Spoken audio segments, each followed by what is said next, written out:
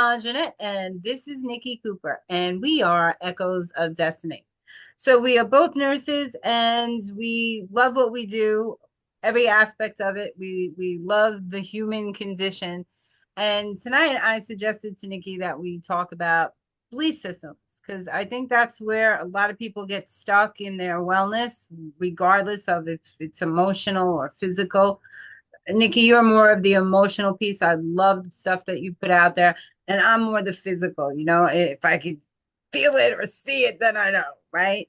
So, what do you think about the concept of belief systems and how people get caught up in other people's perception of what's perfect and not perfect, and they often feel like they're failing short, and often the people that are holding them to these standards don't have a clue themselves.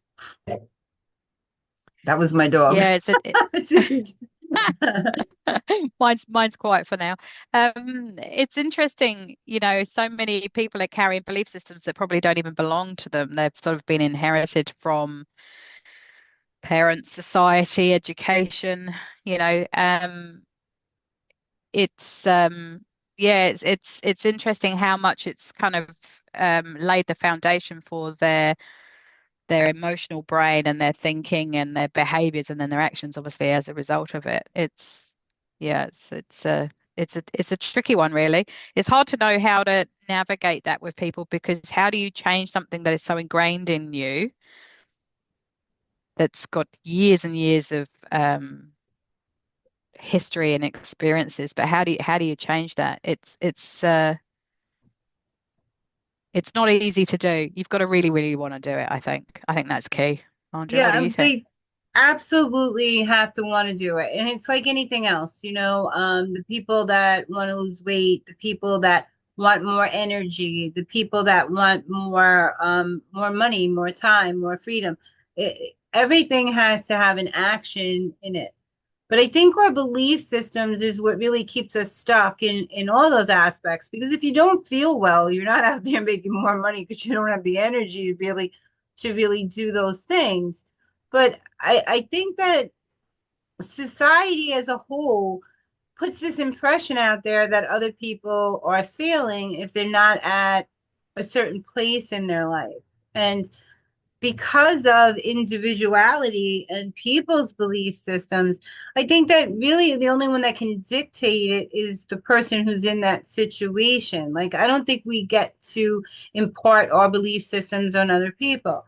But if they want to change it, it is work, but we do have to understand that we're not held to those beliefs of those past generations. I think our parents did the best they could, but they were told by their parents and they were told by their parents. So these would pass down over generation as like solid gold. This is fact. And a lot of it is built on foundations of people who were just guessing how to raise a family and how to really do that. And it was like learn as you go. You get this little baby and you come home and you're like, okay, now what do I do, right? So and then these people were out there teaching people how to be parents, how to be successful, how to be all these things when they really didn't have a good foundation themselves back in those Mm. days, and they were just going by what they were told.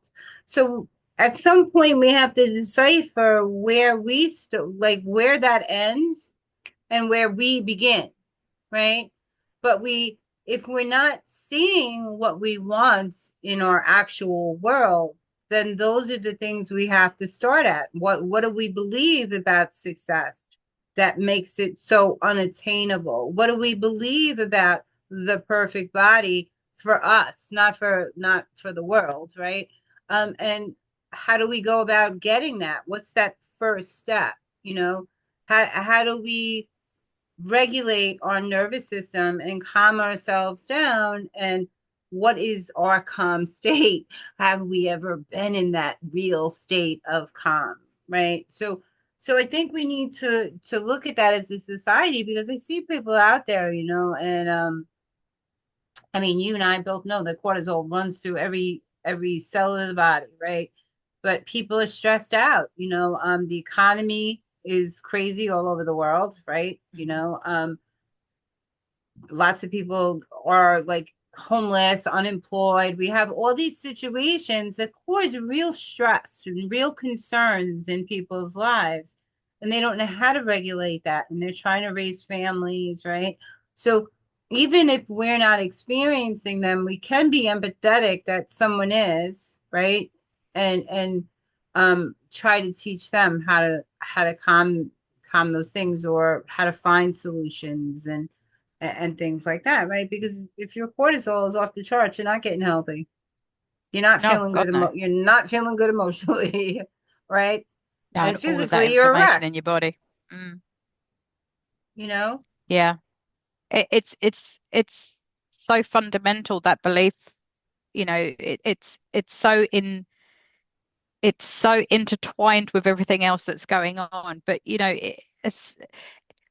got to remember that, and I know that you know this, but we have very immature emotional brains that are actually forming those belief systems. They Mm. haven't, they don't have that level of, or that capacity to actually see what's really happening here. They have a perception, and it's usually based on a safeness, a safe feeling, how my people around me are behaving, etc. If somebody is dismissing what you are experiencing, you will then suppress that into your body. But you'll also have um, you know, they call it parts therapy, IFS and parts therapy, but you'll develop parts of yourself to manage that. And that might be, I'm too much, or I'm not worthy, I'm not enough, all of those belief systems. And they, they structure across the brain, and actually they're like a scaffolding, or an architecture that it's very hard to change, because everything comes from those belief systems.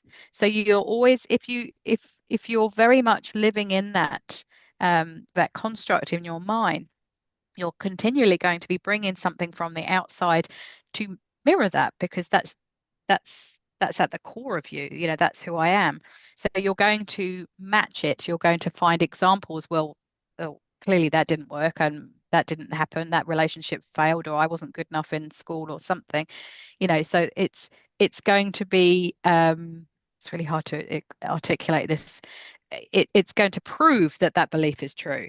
So you're constantly finding examples where this is true, um, and you're never looking at what the other side of it is. So you're never challenging that core belief, because it feels so real. Um, it takes so much effort to challenge something that feels so real, and it is really your perception.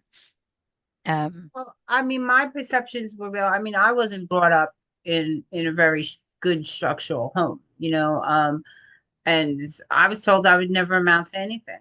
But I refused to accept those as reality, right?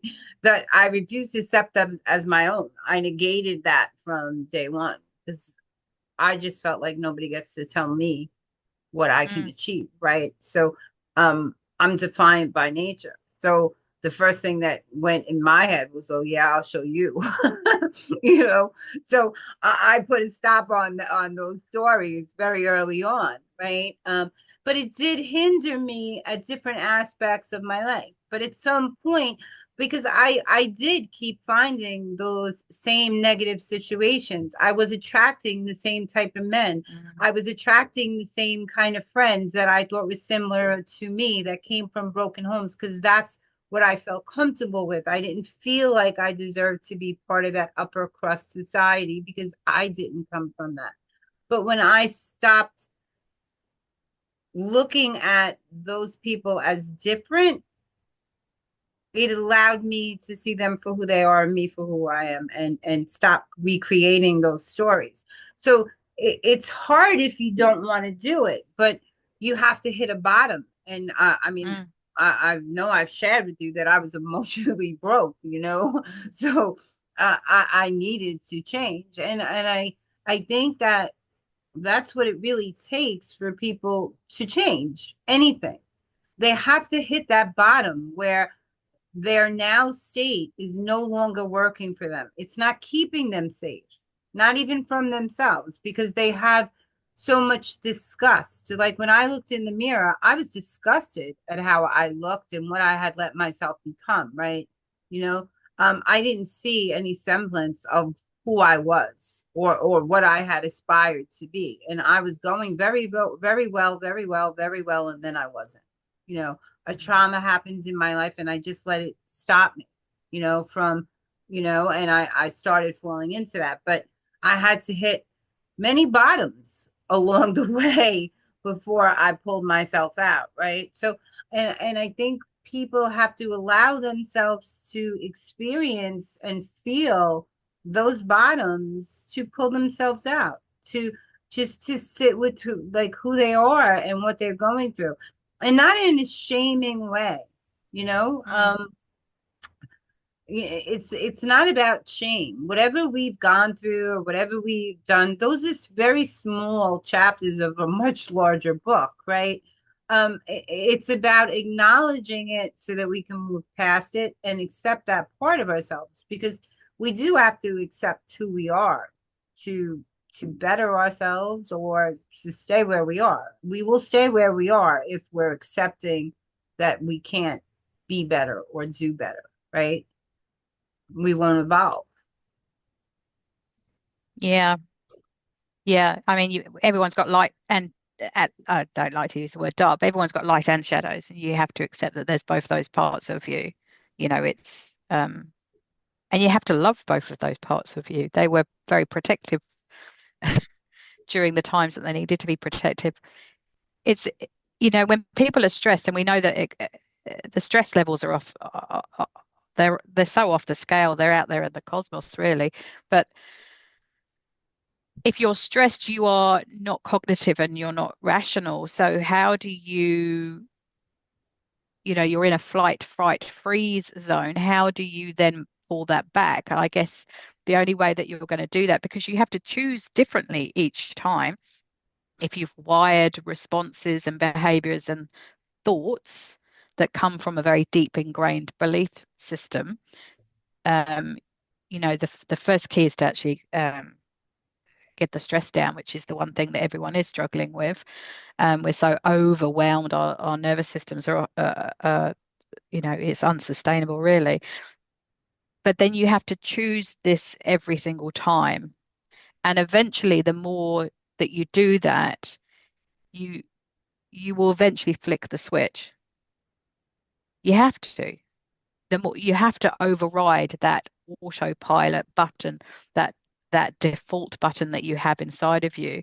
But it takes a lot longer, because you have to wire new responses, new pathways, new possibilities. And the moment that you have stress, you are always going to revert to that first learned behavior. You're going to rely on those belief systems because they're going to be running the show. Takes a lot of effort, takes a lot of work, and you absolutely have to want that. But I Not mean, it's everybody does, though. necessary if we're going to live a quality of life, because nothing Yeah. kills you quicker than stress, you know. So when I was in nursing school, true story, I studied while I slept. Most people say, what? When I told people I did my best studying while I was sleeping, people thought I was like just kidding around. But I had these audio tapes that I used to listen to, and I would put them on before I went to bed. And I don't know if I was just more cognitively aware when I was asleep or more relaxed, but I did remember what I listened to, you know. Mm. And someone would say, "So yeah, well, did you?" And I would be able to answer, and I was like, "Yeah." But I also listened to them while I was awake. So, um, but Reinforce it. that's Yeah. kind of what I did. And when I was trying to change my life, because I mean, my life was, um, I mean, my career, I was always happy in my career. I had a good marriage, but something I just wasn't happy, right? And I really didn't know why at that point, right? And I just felt very emotionally broke, spiritually. not aligned. I was in a body that just wasn't well. And I did put those headphones back on. I said, well, if it works for this, maybe it'll work for that. And I walked everywhere and I listened to positivity, and I recorded what I wanted to see in my world. I recorded tapes for myself and I walked to them and I imagined what I was creating in my new life. And I just kept walking. And guess what? I'm kind of living that life now. I should have walked a little further because I'm not where I want to be yet, but there's still time, right? Um, but I think that you can repattern and rewire anything that was believed. I'm reading a book now, real quickly. It's I don't know if I've ever asked you if you've read the book, The Course in Miracles, right? And it's a very different interpretation of what the Bible really means, right? So, and how that God lives inside of us. He always has. He is that gut feeling and all that stuff. But the disappearance of the universe is actually, it came out later. It's a newer book, but it was the prequel for The Course in Miracles. And I'm reading that, and it talks about the world that we're living in is all an illusion, that we've Mm. severed a detachment from God, and that everything around us is fictional and created from our own illusions, right? So I'm saying, well, how does that work? Nothing, you know. But it goes to show you how much possibility there is about people living in ego, right? Because you can't be in God and be in ego at the same time. Because in ego, you're not happy with yourself, and that's kind of saying God didn't create you perfectly, right? So you can't, just like you can't be in lack and abundance. There are Mm. polar opposites, right? Um, so I'm finding the book interesting, but disappointing at the same time because Why? it's it kind of says that we're going to stay here until we get it right, that we will keep returning and keep returning, and that but it really talks about it really changes everything about the Bible. It says that even the Adam and Eve, that whole story was made up. It's not true. God forgives their son. Why would he put something there and taunt them? That's not who he is. Because, you know, over the It's centuries, and fear-based. yeah, so All over of the that was fear-based. yes. So when we talk about generational stories, a lot of those stories that we're taught too are not true either. And that it talks about the books, that we live to as like, rules and regulations of the Bible are actually man-made stories as well. So and just so the disappointment comes because I see how much story was involved in the things that we learned growing up. And now I'm trying to decide, well, is this real or is this another story someone else is creating, right? Um, but it really talks about that separation of God and mind, and that He's there, and we have to make a choice. We have to want to stop seeing the illusion because And and creating they more. yeah, and they describe heaven as an orgasm that it never ends, right?